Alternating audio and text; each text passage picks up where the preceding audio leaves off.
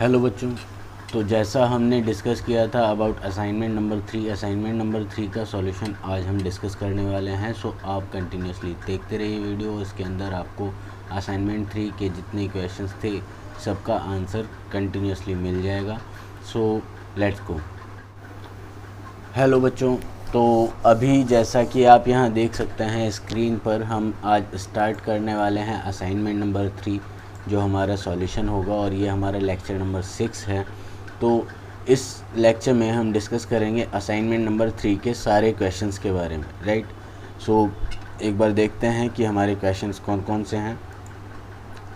देखिए, हमारे जो फर्स्ट क्वेश्चन है, ये फर्स्ट क्वेश्चन है हमारे पास में, what do you mean by the seed drill. Okay, कि सीड ड्रिल से आपका क्या मतलब है।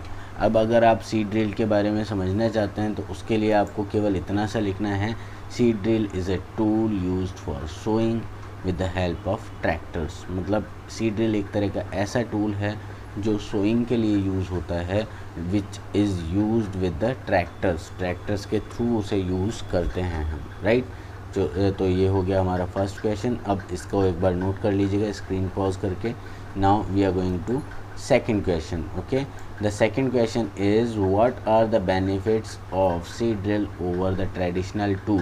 Okay, so what are the benefits of seed drill over the traditional tool। अगर हम देखें तो ये हमारे पास इसका आंसर क्या होगा, केवल एक शॉर्ट सा आंसर है, seed drill sows the seeds uniformly at equal distance and depth in a very short time।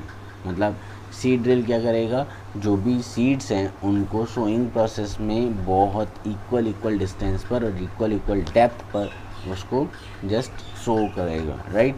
And then उनको मतलब बीजों को लगाएगा, और उसके अलावा वो भी कैसे, बहुत शॉर्ट टाइम में। तो ये हमारे पास हुआ for second question. Now we are going for the third question, the third one, that is how should we select the seeds for sowing.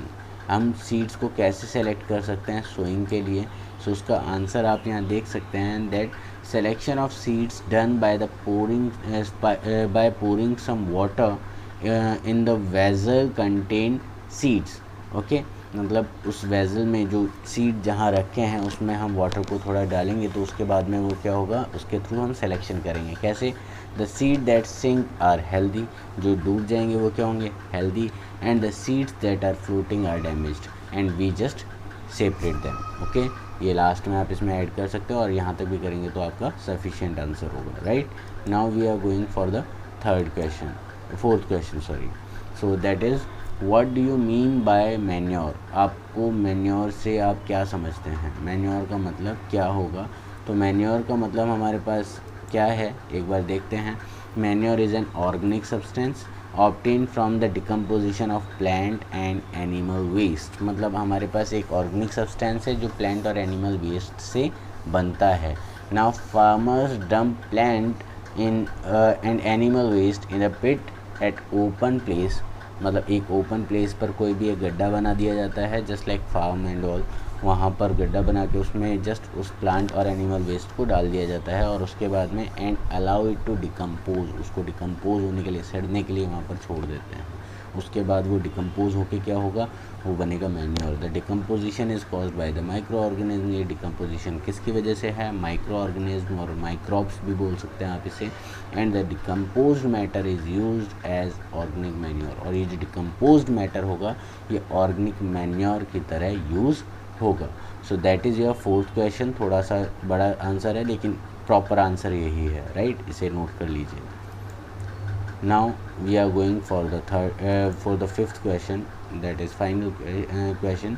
Differentiate between manures and fertilisers. Manure और fertilisers में differentiate कीजिए।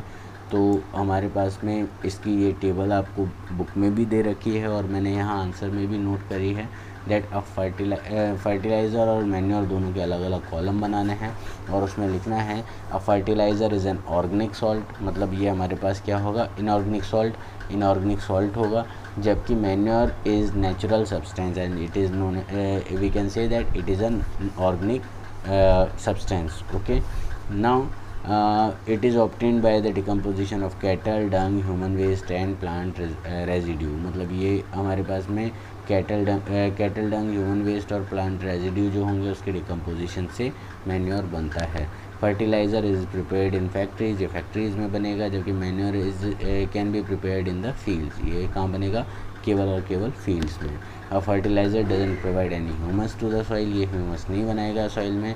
Manure provides a lot of humus to the soil, मतलब ये बहुत सारी humus बनाएगा soil में।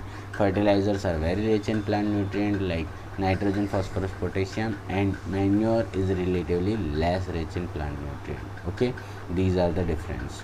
Now अब हम आगे चलते हैं, आगे हम देखेंगे, ये हमारा 6th क्वेश्चन और रह गया, अभी ये लास्ट नहीं था, 6th क्वेश्चन एक और था।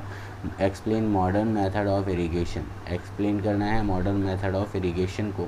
सो वो हम कैसे एक्सप्लेन कर सकते हैं उसके लिए देखते हैं। Modern method of irrigation help us to use water economically, मतलब बहुत ही कम वाटर यूज़ करके ज़्यादा से ज़्यादा हम प्रोडक्शन कर सकते हैं, ठीक है, फॉर क्रॉप, और उसमें ज़्यादा से ज़्यादा इरिगेशन कर सकते हैं। तो ये हमारे पास सबसे इम्पॉर्टेंट चीज़ है कि मॉडर्न मेथड में हमारे को ये ध्यान रखना है, इकोनॉमिकली हम इसका वाटर का यूज़ कर सकते हैं।